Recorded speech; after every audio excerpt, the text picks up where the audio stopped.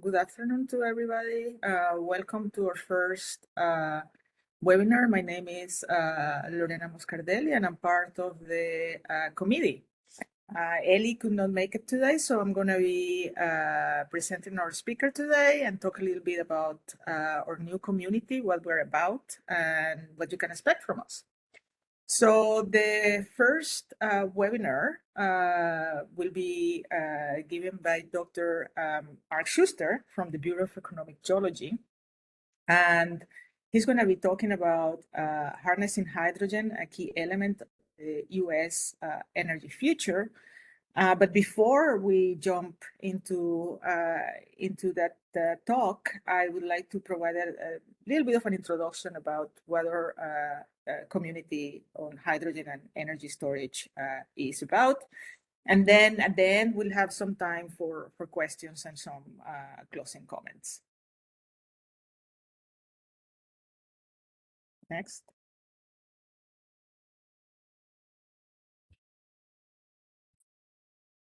So we're a technical community, as I mentioned, concentrated on hydrogen and energy storage.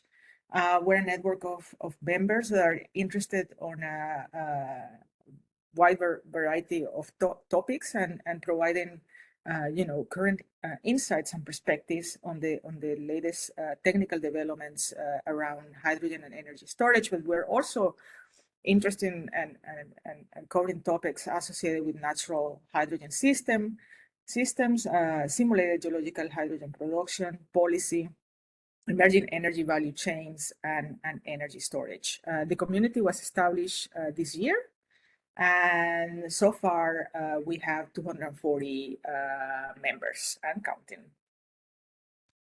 Next one.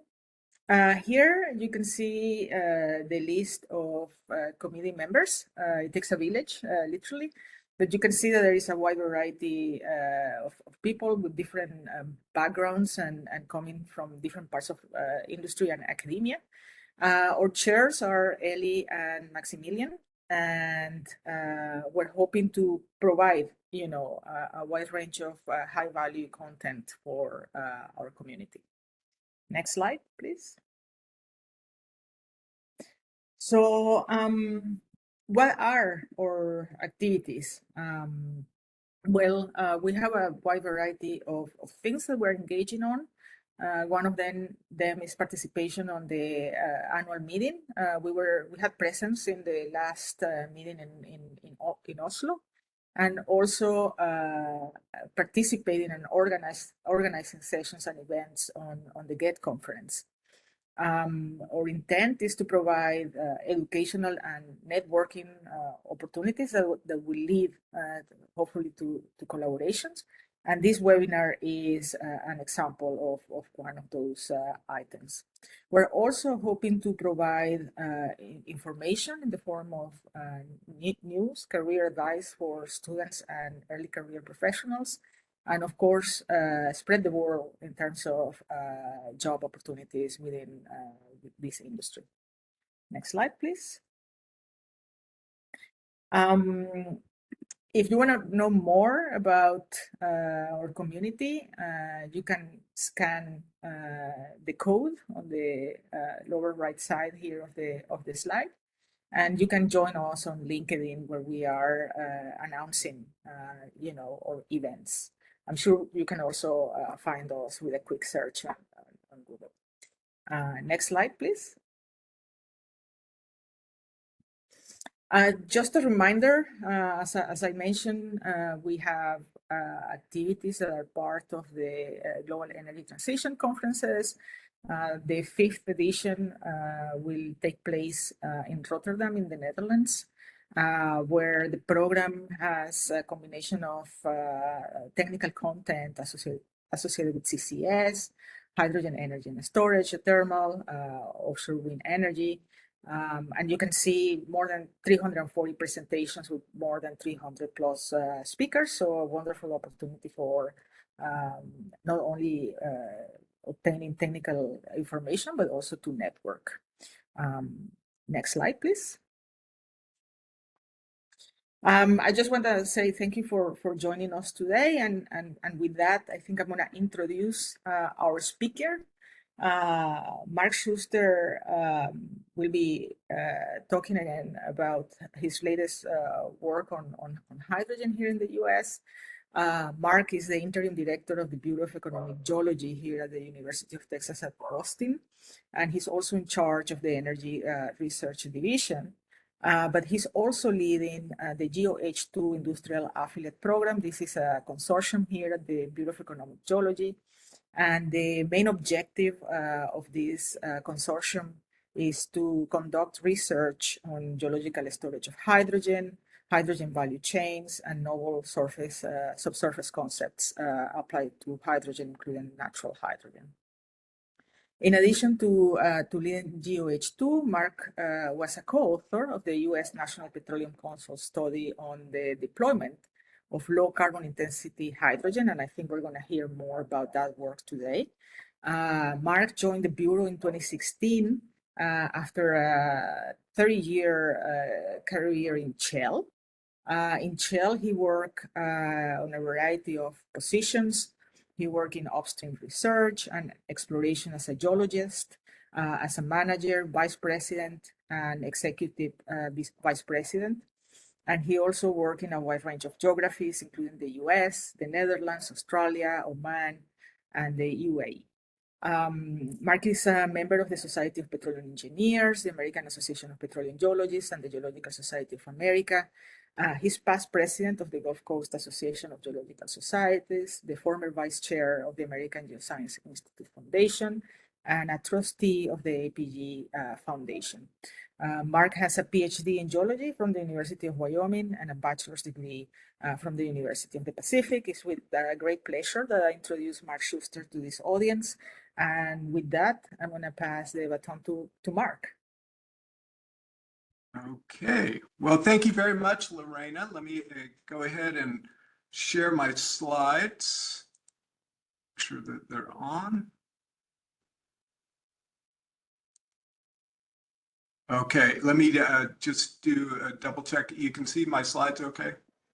Correct, yes. Okay, great, thank you. So, yeah, let me just extend my thanks also to the EAGE and Maria and other organizers for the opportunity to give this presentation today. I appreciate it. I feel honored to be the inaugural presenter for this webinar. And as Lorena said, you know, I do a lot of different things, but today I'm here in my capacity as a member of the National Petroleum Council hydrogen study and the task group leader for that study to share the results of the study Harnessing Hydrogen, a Key Element of the U.S. Energy Future. And these study results were presented to the United States Secretary of Energy on April 23rd, 2024, and the report, or draft of that report, was made available on that date. And I want to extend also my thanks to my colleagues who worked on this study and also at the NPC, National Petroleum Council, to present this. You know, we're trying to get out and present this study to many different groups and stakeholders, and I appreciate the opportunity to present to the EAGE. So in my opinion, and I think it's shared by certainly the others that participate in this study, this is an important and what I describe as an objective study of the role of low carbon intensity hydrogen in a reduced carbon future. Whilst it's specific to the United States, I think there's some learnings and the approach are of broader interest. And I just want to share that this study is also extremely comprehensive. It encompassed 2 years of effort with over 200 individuals being involved in this study. And I'll share some more of who was involved and the approach as we go through the presentation. Just a note, and we'll come back to it in the last slide that I show. The study is available through the NPC's website, and I'll show a QR code and a link so you can access the study. It is very comprehensive. It's over 1,000 pages with multiple chapters and appendices. There's also a more accessible executive summary that you can access as well. So if you're interested, there'll be plenty of resources that you can tap into. So the outline for this presentation is first want to just introduce the MPC and the study's goals and the approach, share a little bit about what the key findings were. Then we'll discuss the critical role of hydrogen. And then following that, discuss the growth of LCI, low carbon intensity hydrogen value chain in the US and as it relates to global market or potential market as well. And then take some time to highlight the critical enablers and recommendations from the study. Again, many of these are specific to the US, but I think in general terms are applicable anywhere. So first, let me introduce the National Petroleum Council. For those that may not be familiar with this organization, it's been around since 1946 when it was established by President Truman, basically to further the industry and government cooperation, and was initially part of the U.S. Department of Interior, but with the establishment of the Department of Energy in 1977, it was transferred to the DOE, Department of Energy. So there are about 200 members that are appointed by the Secretary of Energy with a term of 2 years each to participate in the MPC, and it represents the full oil and natural gas industry sectors and also related interests. And as you'll see for this study, we've brought in many other groups and organizations above and beyond oil and gas. So the MPC is an advisory organization, and typically it provides advice through studies that it conducts at the request of the Secretary of Energy. And these studies are provided to the Department of Energy and made available to the public. So a few of the studies that have been recently completed by the MPC are shown here. So harnessing hydrogen is one of those.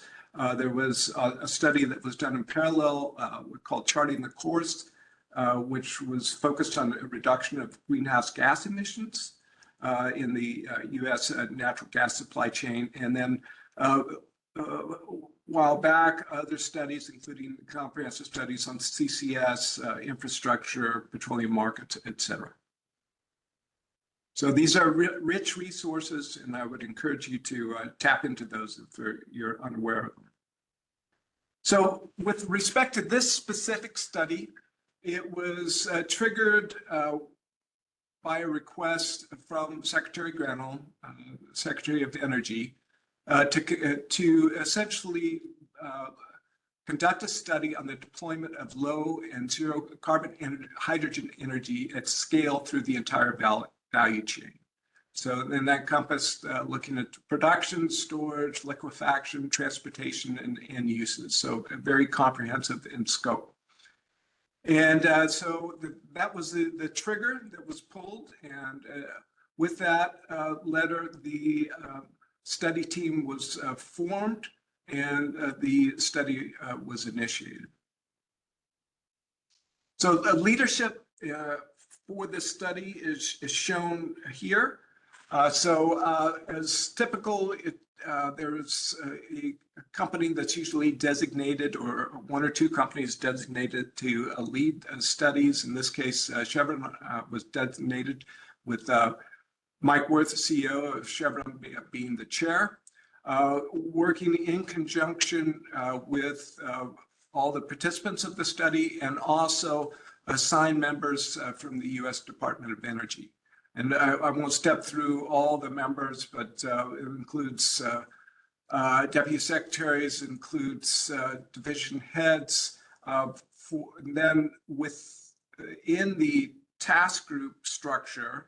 We had a number of different task groups with remits to basically lead study aspects with respect to individual chapters, for example, on production, the role of hydrogen, infrastructure, supply chain, and also safety and societal considerations and impacts. So you can see a number of the task group leads here. For example, Mike Kirby, ExxonMobil, Bob Brinkman, Air Liquide, BJ Advan, SoCal Gas, Melanie Vargas from Wood Mackenzie, Matt Fry from Great Plains Institute, and David Monsma from the Mitchell Foundation. And this was all conducted under the leadership of Austin Knight, who's Vice President for the Hydrogen Group at Chevron. So it was a very robust leadership group, and we had many others associated with conducting this study. And with that, let me give you a little bit of a view on just how diverse the study group was. So we had, as I mentioned previously, over 200 individuals. There were over 100 organizations represented within the study group. You can see the types of organizations that were participating. So it's not only oil and gas. We had a number of universities, including UT, but others as well, nonprofit organizations, NGOs. There were manufacturing and distributing companies involved. I mentioned government participation. We had management consulting, industrial gas, power, and engineering, procurement, and construction. So essentially, the intent was to bring together a very broad group, very diverse group that could knowledgeably provide input and comment on the full value chain of hydrogen, and also a societal impact of hydrogen within the U.S.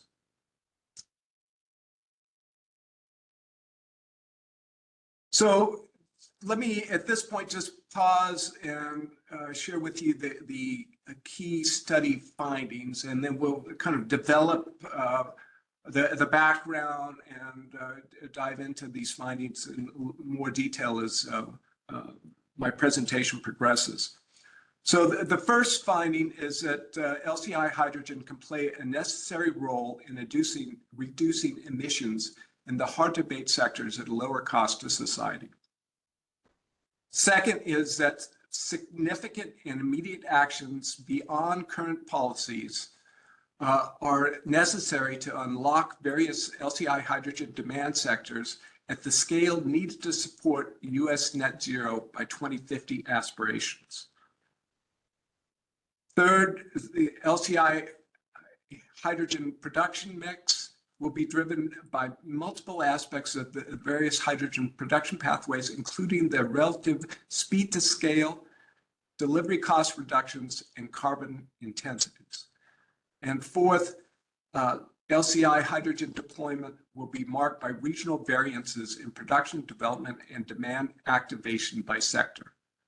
So whilst these seem kind of high level, you'll see that there's a lot of specifics and details that support these findings. And these are, I think, very important, given that the U.S. has put forward some policies, for example, with the Inflation Reduction Act fairly recently. And the message, frankly, is that if we want to realize net zero, we're going to have to do more than what's already in place. So with that, we wanted to ensure that we took as a quantitative approach as we could in assessing how hydrogen could be deployed at scale that would be meaningful for determining whether or not we could realize a net zero by 2050. So what we've done is that we've collaborated with the MIT Energy Initiative, with inputs from groups such as IEA, NREL, National Renewable laboratory in the US, DOE, and others associated with the National Petroleum Council, to essentially define a couple of scenarios that we wanted to model and provide some quantification of where we stood with stated policies. So as I mentioned previously, the Inflation Reduction Act that has been in place, plus state level of policies, from different states within the US. And then compare that with a scenario what it would take effectively to realize a net zero outcome by 2050 at a lower cost to society by applying and optimizing around a carbon budget for the energy system. In other words, what you're looking at, okay, what would it take to realize a net zero, and what would be the lowest cost options that could be applied, including hydrogen, to realize that scenario. So we've calibrated both scenarios to the IEA World Energy Outlook, and then for the net zero scenario, we basically have, as I mentioned, work this further to determine, across the whole energy system, what are the best options, including hydrogen, to realize that net zero outcome. So these scenarios are scenarios. We're very careful in wanting to make sure you understand that these are not projections. We wanted to look at what it would take to be able to deploy hydrogen at scale with the current policies, and also what would be required to realize net zero 2050.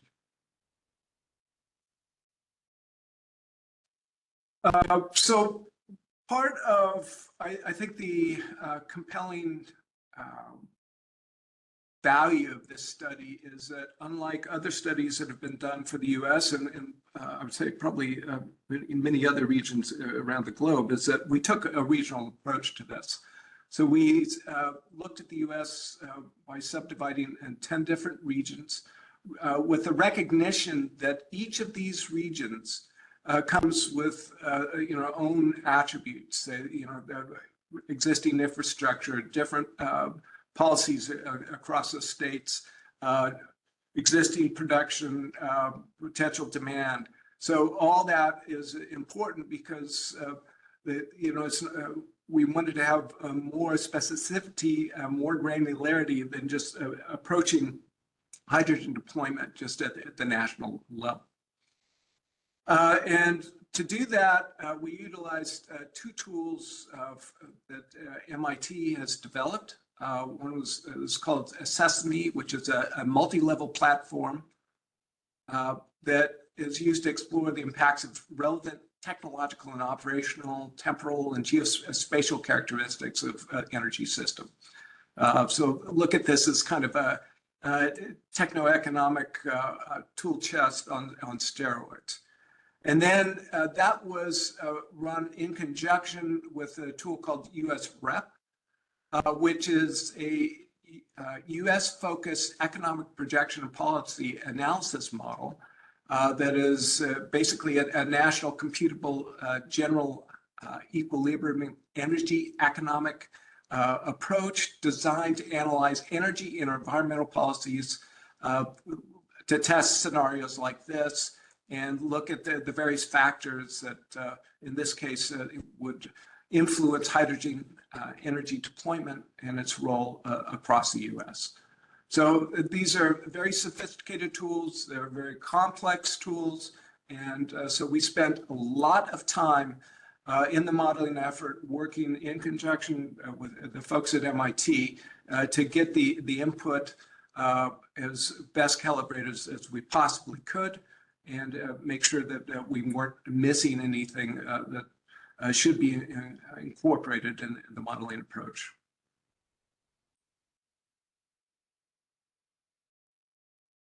So just at a high level, the potential applications that are envisioned for hydrogen are shown here. And this includes existing applications, of course, plus some new ones. But we are looking at potential applications in industry, including refining. This is also including usage of hydrogen feedstock, but also as a fuel for internally needed heat requirements. Looking at chemical production, where hydrogen is a critical feedstock. Cement, where this would potentially replace coal or natural gas for process heat. Iron and steel, where hydrogen could be used also as a fuel and as a reductant.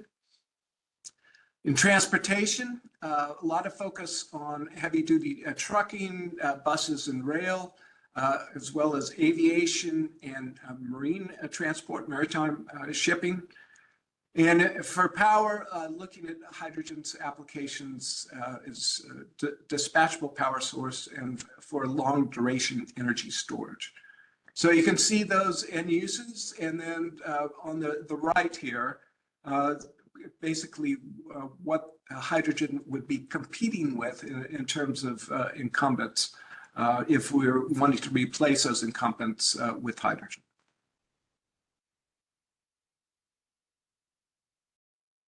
So probably all the slides I'll show, this is perhaps the most important or the key takeaway. And this compares the results of the scenario modeling from stated policy and the net zero by 2050 case. And looking at in the emissions reductions, so the chart on the left, and then also the costs to achieve emissions targets as a percentage of the U.S. gross domestic product. And what you can see from this is that hydrogen, with the existing policies, it would play a significant role in reducing the emissions to realize a net zero by 2050 outcome. Would account for about 8% of the U.S. emissions reductions, primarily in these hard-to-abate applications that I described for industrial, transportation, and power sectors. By utilizing hydrogen in net zero, it would actually reduce the cost compared to alternatives. So as these models are put together, we're always looking at what the alternative cost for to meet those applications would be, alternative technologies. And hydrogen actually would reduce the cost by what is a fairly significant amount, on the order of 0.5 to 1% of the US GDP by 2050. However, I just want to note that with the current policies, stated policies, essentially we'll not realize a net zero by 2050 outcome. So there's more that needs to be done, and would require a significant more amount of spending in terms of percentage of GDP in order to realize that net zero outcome. So let's dive into this a little bit more. I'm going to show some slides on demand. I'll talk a little bit about production and infrastructure as well, so you get some flavor as to what these two scenarios show and where we stand with the hydrogen value chain. So here's the demand that was modeled and for stated policies and the net zero by 2050 scenario. So the demand in the stated policy scenario, which again incorporates existing US federal as well as state policies, basically will realize a demand of 25 million metric tons of hydrogen by 2050. this is, I'll show in the next slide, this would be low carbon intensity hydrogen. So it's a significant expansion from where we currently sit, which is roughly 10 million metric tons per annum. However, in order to realize net zero case, you need to grow that demand, the current demand, from about 10 to roughly 75 million metric tons per annum by 2050. So this can be done, and it would be done, with incorporating new policies, which we'll come to. But as we saw it, this is kind of how it would unfold with regards to both scenarios and which sectors where we would see that demand developing.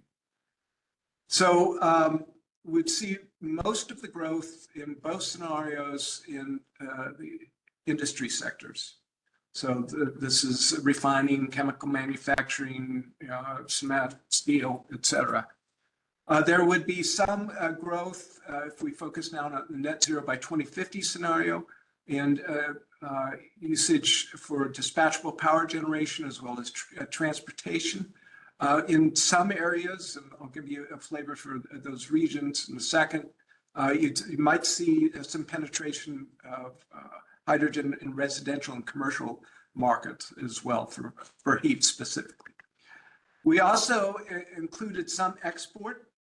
We didn't do global export modeling, but based on some previous work that had been done, could make some what we thought were reasonable assumptions on what export demand could be incorporated, and have included export in both scenarios. So, this is a significant amount of growth that's implied for net zero 2050. But I think from the U.S. perspective, we see both of these scenarios as being potentially realizable, but would take, particularly in the net zero scenario, some additional support to be able to develop that demand level. So as I mentioned, one of the aspects of our approach was to look at the U.S. with more granularity, so region by region. And this slide shows an overview of the 50 states in the U.S. is split up into regions, and what the regional demand would be by sector for 2030 and 2050 with the U.S. net zero by 2050 scenario. And so what you can see is that because of the attributes, resource availability for wind, solar, natural gas, also the demand, particularly industrial demand and potential for export from the Gulf Coast. The Gulf Coast has the highest amount of demand of any of the regions. And you can see what the split is between exports, residential, commercial, power, transportation, and industrial is. So a large part of that in the Gulf Coast is industrial, but significant wedge for export as well. But if you compare that, for example, with the West, which includes California, transportation there is the largest growth or demand growth expected from this scenario. And but with some industrial and also power demand developing there as well. And then you can see how that compares with the regions, Great Lakes, mid-continent, or all showing some significant growth, some other regions less so.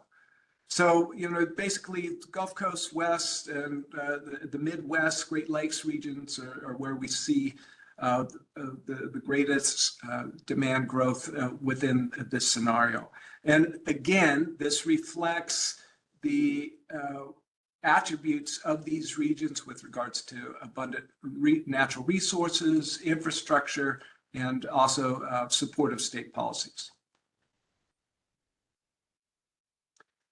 So let's talk now a little bit about production.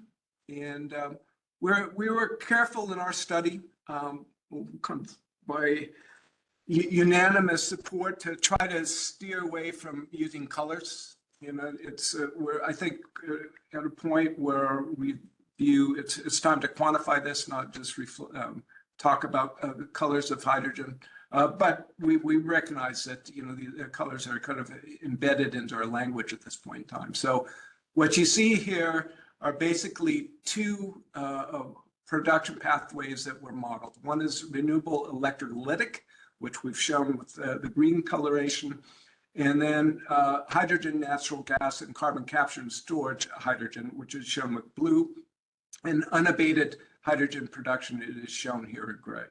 So for the stated policies scenarios, what's important here is that you actually do see that with the existing policies as they stand, that will switch over, or the scenario at least infers that we'll switch over from gray to low carbon intensity hydrogen by 2050.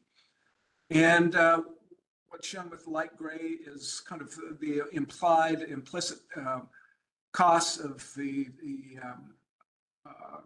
carbon capture, or excuse me, carbon abatement that's required to be able to realize that. You compare stated policies with net zero, you see much larger amount of renewable electrolytic hydrogen in the mix as you need to in order to be able to realize net zero. There's still a significant amount of natural gas and carbon capture generated hydrogen as well. What you can see from an investment perspective, though, in order to realize this net zero, there's a significant increase in the amount of investment, and that essentially the abatement costs, particularly towards the tail end, go up significantly. So, it's these scenarios are meant to show that, look, we'll see a move to both renewable electrolytic as well as growth of CCS with natural gas hydrogen. And in the net zero scenario, we'll see the largest share being electrolytic. So gives you some flavor of how we can realize that from a production perspective. Infrastructure is incredibly important in all this. And as we put together our costs, we really tried to focus costs on the whole supply chain, so from production through delivery, which includes transportation, storage, as well as end usage. So the infrastructure that is necessary includes the transportation, as I mentioned, where we're going to store the hydrogen, and how we'll actually distribute and deliver the hydrogen to the end use applications. So here, some of the findings we landed on is that we have to be able to connect these areas of advantage productions because of low cost supply to get to the centers where we'd have usage. And so that we need to have some optimization of the infrastructure systems, both, could be pipelines and storage, it could be also transmission for electrons for generating the electrolytic hydrogen as well. And so the incorporating this large-scale hydrogen storage infrastructure is, we think, a key enabler for developing hydrogen deployment at scale. And I'll touch on this a little bit more as we get into some of the discussion of enablers and recommendations. I think this is also a very important slide for a couple of reasons. Is that, ultimately, we would like to see U.S. realize a net zero by 2050 outcome. But effectively what hydrogen is competing with is the overall levelized cost between what the cost of hydrogen to delivery would be versus for various usages versus incumbent fuels. And these slides show for different sectors what that delivered cost would be from LTI hydrogen and the incumbent fuels. So it does make a difference on what sector you're discussing because of the requirements for delivery and transportation and the infrastructure costs that go along with that. And so if you look at the industrial demand sector, it gets close. So based on our numbers, and this incorporates learning, some technology advancements, but not quite to what the incumbent fuels are modeled at. So there's still a gap. And if you're looking at transportation for a specific region, the Gulf Coast, that gap is even wider in this case, comparing electrolytic and natural gas generated hydrogen with in this case, diesel. So this is a important kind of point to make is that it's, hydrogen is great, but it has to be cost effective. And or we're going to have some policy statements, and I'm going to come to that, policy put in place in order to effectively bridge that gap.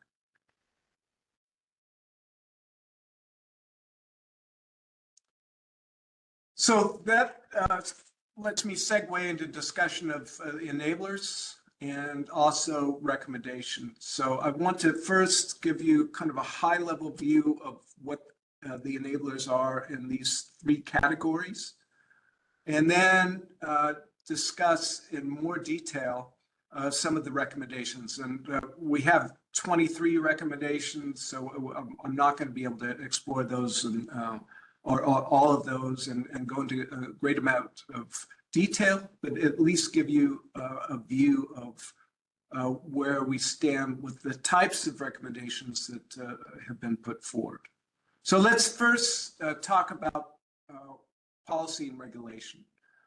So the key enabler here is that we're going to need additional legislative actions recognizing the value of abating carbon emissions to help overcome the higher cost of LTI hydrogen. So kind of reflecting on the slide that I just showed. We also need policies that increase the certainty and confidence of investors to support the activation of LTI hydrogen across the value chain. In other words, for example, long-term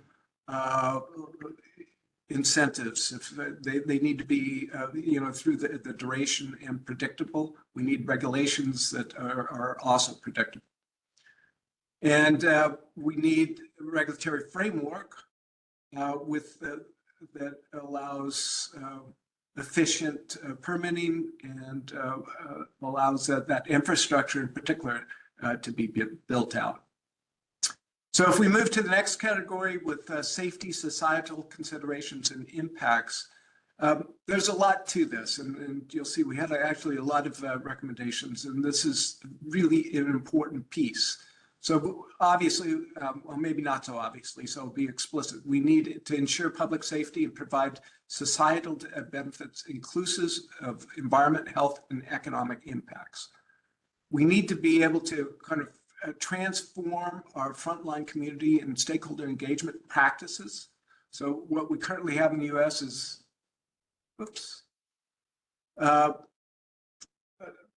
probably not enough for what needs to occur if we want to deploy hydrogen scale.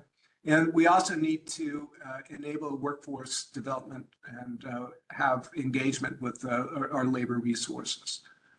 I'll touch a little bit more on the investment in technology and research development and deployment in a few of the slides. So this is, we spent a lot of time with our discussion.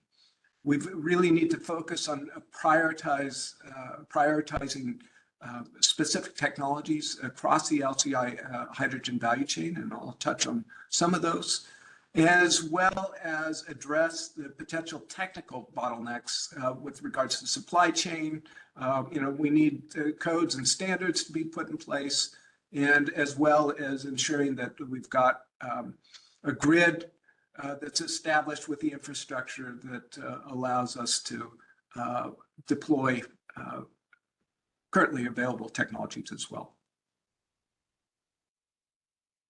So here's the 23 recommendations that were put forward. As I said, I'm not going to be able to go into much detail on these, but I do want to highlight a few of these because I thought these may be of interest to this group. And so I'll touch on that, but it gives you flavor, this comprehensive, particularly with societal considerations, impacts on safety. There's a lot there. And I would encourage you, if you are interested in specific recommendations, to reach out and get the report. So the first point, though, with regards to policy and regulation is, in all our discussions as we're doing this work, is look, the best and most straightforward approach to be able to realize net zero by 2050 is to put in place a price on carbon. And this should be direct and explicit. It certainly would be the most efficient. We don't pick technology, don't pick winners or losers. We could phase this in, and this would support the whole hydrogen value chain. And so this chart is just showing the implied price of carbon as we modeled it for the two scenarios. And you can see that, the implied cost goes up significantly. But if you look at the average, we're looking on the order of about $300 per metric ton, and $20. And so, maybe this would be a big political ask, but it's not necessarily insurmountable or impossible way to approach how we could realize net zero.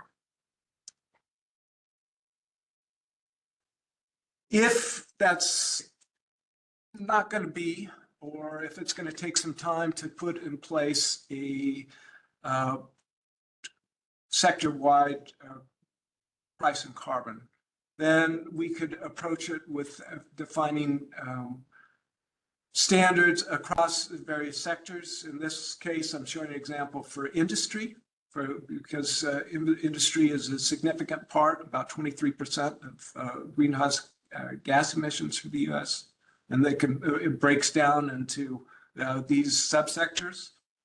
So again, if we can't get an economy-wide price on carbon, we could apply a technology neutral, and I think that's really important, point, standard for industry. We also put forward a recommendation for transportation as well that could allow basically the carbon reduction to occur, in this case in industry, or similarly, if we had a standard for national standard for transportation, could occur for transportation as well.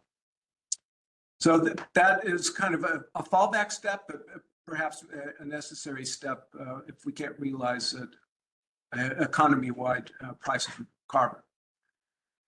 We also recognize that we need to embrace kind of from a lateral perspective approach, working with countries around the globe to define some ways forward so that we can basically develop viable trade mechanisms for hydrogen. So, hydrogen, particularly derivatives like ammonia, are already, traded globally. But we need to establish some rules of the road, some standards for, and at least recognizing different certification schemes across the globe that would allow the trade flows to occur. And so, what do we mean by, for example, what do we mean by low carbon intensity? Is that determined? And this is, we think, is incredibly important in order to be able to develop a global trade.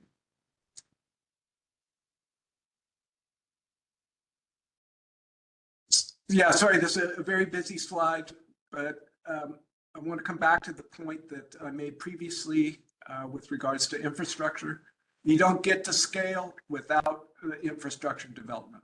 I think that's the key takeaway here. And this is complex, right?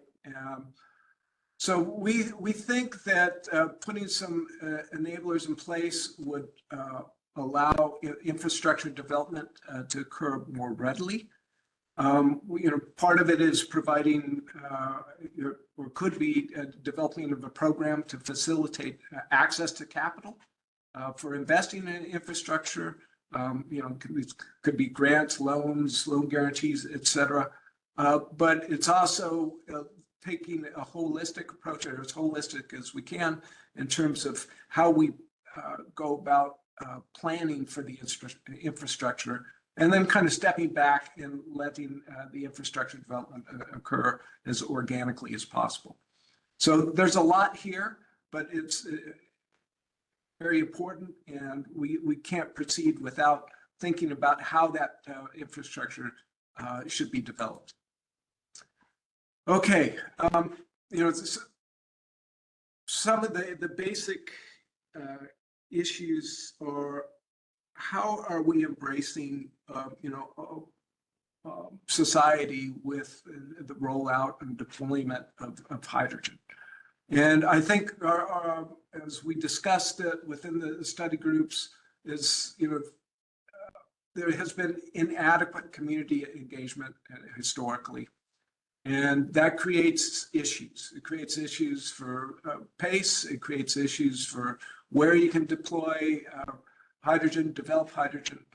And so it's really important that the Department of Energy, decision makers, companies, government, regulatory bodies commit to trying to bring everything together to pull together approach so that community engagement can occur in a meaningful way.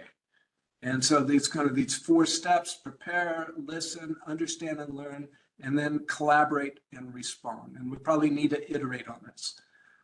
Because if we don't do this, we're not going to see deployment occur. There's a lot of "not in my backyard." I hear that acronym NIMBY, and part of it is people don't understand, or that they don't feel like they've been listened to. So this is paramount for deployment. And part of that is ensuring that we have the appropriate outreach. And we want to make sure that that occurs with the right materials.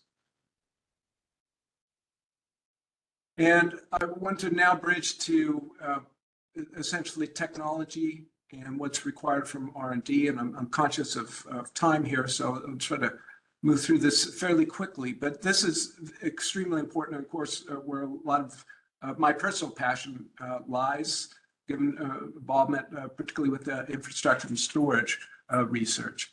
But we need to be able to bridge these research gaps, and including like hydrogen storage. And so this is where money can be spent wisely in order to deploying hydrogen. And hopefully you can access the study, but here is some of the examples of infrastructure technologies, where we stand with technology readiness levels and what needs to be addressed. So for example, for storage, we need to unlock aquifer storage and storage of hydrogen, depleted hydrogen fields. Fast cycling in salt caverns is a concern. Other things like, for reconversion, how do we do large scale ammonia cracking? And then, related to transportation, new pipeline development. I think, there's a lot been done there, but deploying that, what can we do for tankers and all this. It comes together and it's all very important.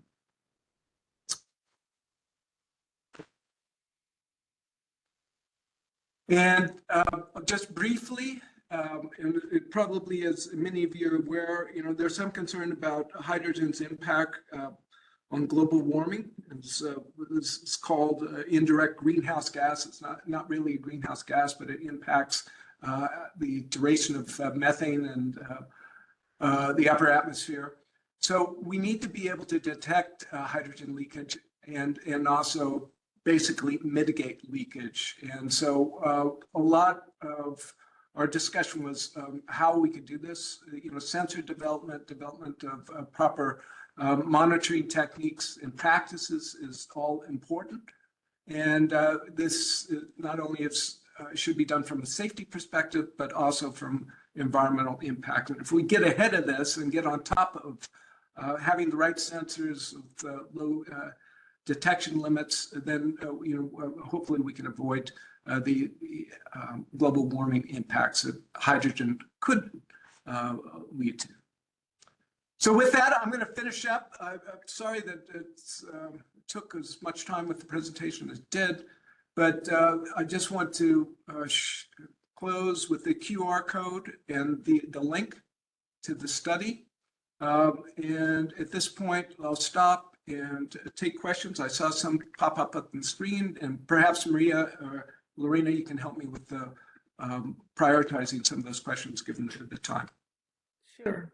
Well, Mark, thank you very much. It's very fascinating. I have seen this several times now, and each time is more food for thought. Let's put it that way. So we have a lot of questions here. I think we have some time limitations, so I'm going to try to facilitate this. One of the questions at the beginning is this energy policy likely to change given any changes in leadership politically in Congress and in the US? That's a great question. It's a billion or $1 trillion question. I don't know. I think, what I gather from discussions with some companies and some folks in the government, I think the Inflation Reduction Act that's currently in place, has already developed some momentum. So I would be surprised if that goes away. I don't know if new policies will be put forward with either administration. So we'll just have to see how that plays out. Sure. There is another question here that I found interesting. It says the global trade map showed China isolated from global hydrogen trade. Why is this? Is it lack of data? I think it's probably more a lack of data. I would actually, and I just saw something in the news that, they're developing liquefaction systems for hydrogen transport. I think, lack of data is the right explanation. I think China could be a player, both for export and possibly even for import. Another question here is how would the LCI benchmarking for transportation sector look like if you added electrification as an alternative? Yeah, so as we did the modeling and had the discussion around the scenarios, we always looked at electrification, and when we could electrify, we would electrify. So it's implicit within those scenarios. And with the realization that, if you're generating hydrogen through electrolysis, that would increase the load demand. We didn't model it as part of the grid because it was just way too complex. So basically, we had additionality assumptions that we would add to it. But if you're developing a lot of electrolytic hydrogen, obviously it would require a lot more of grid development and infrastructure development. And so, we included that in the models. It's the infrastructure piece that you come back to. You need to develop that generation capacity and transmission capacity. Okay. I know we have a lot of geoscientists on the audience, so I know this is an important topic for them. What do you think about natural hydrogen and how this could impact these scenarios? Yeah, it's I keep an open mind with natural hydrogen. I think the economics are one of the questions, and recently was involved with some work. It was separate from the MPC, but with the Oxford Institute for Energy Studies, where we took a stab at what would be required from an economic perspective. If you could find a lot of it and it was near basically the market applications, it could have significant impact. It would be competitive, but you need to find a lot of it. And you need to, look at, just like you would with natural gas, how you could find, produce, transport to end usage. So, there's a lot to this. Hopefully we can find a bunch. That'd be great. Yeah. And another question that I know oftentimes pops up is this issue about water footprint. What is the water footprint of implementation of these scenarios, and will water availability be a constraint, or will desalination be required, processing of water and so on? Yeah, it's, this is kind of where the regional aspects come in right, first and foremost. So in areas where you don't have a lot of available water, it becomes an issue. We recognize that, and we have some extensive discussion about water within the report, the MPC report. So you think about the Western U.S. is kind of water poor, and you'd have to figure out how you could get the water if you're thinking, well, either steam methane reforming or electrolytic, how you could get the water to production. So that becomes part of the infrastructure needs. In areas where you have a lot of water, it's less of an issue. I see. A very interesting question is popping up here. I think we're going to close with this one. Rebecca says, thank you for your insights on hydrogen. Very insightful. I'm interested in whether you or your team have explored the potential for generating hydrogen from flash geothermal plants like those in Indonesia. Specifically, they are leveraging the flash condensate as the fresh water source to produce hydrogen. Do you think this could be feasible at U.S. geothermal sites? Also, have you looked into the techno-commercial models for integrating hydrogen production with geothermal energy? Yeah, well, that's interesting. We didn't incorporate, any specifically hydrogen production from geothermal, certainly for the MPC study. That I think would be intriguing. I think, any of these technologies that could allow for low carbon intensity and relatively low cost hydrogen production should be explored further. Thank you, Mark. Well, I think just for the sake of time, I want to thank you again, Mark, for dedicating time here and for being our first speaker. I think it has been great. And I thank everybody for connecting, and I encourage you guys to check us out, online. And as Marcus was saying, the National Petroleum Council report is also available for you to download. And with that, I know people have commitments and meetings to attend. I'll say goodbye to everybody and thank you. Great. Thank you very much. Bye-bye. Bye.